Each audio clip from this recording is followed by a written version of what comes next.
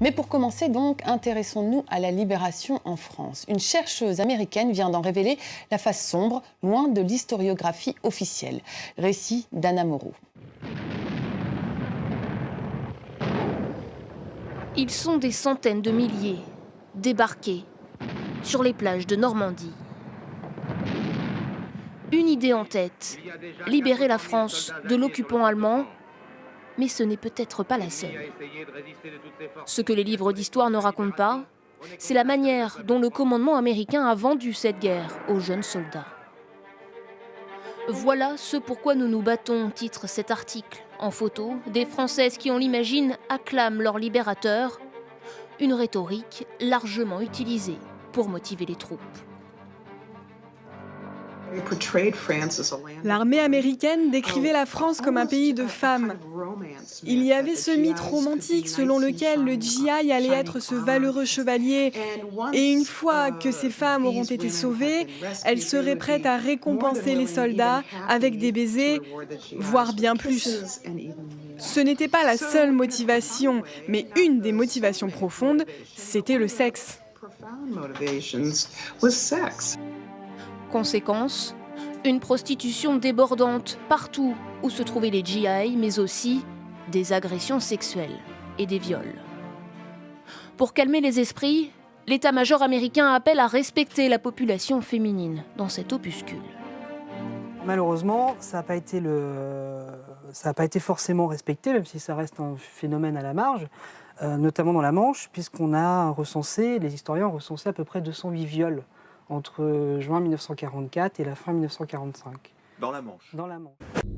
La discipline est bien désormais un problème majeur pour la haute hiérarchie américaine, tandis que se multiplient les viols collectifs dans toute la France.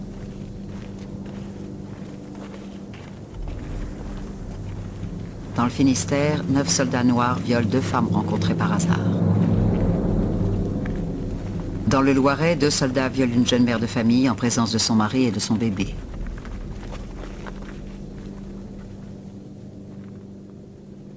Une cour martiale relève une façon de faire devenue bien trop courante, avec l'entrée nocturne dans l'intimité d'un foyer français, l'intimidation de ses occupants, allant jusqu'au viol collectif.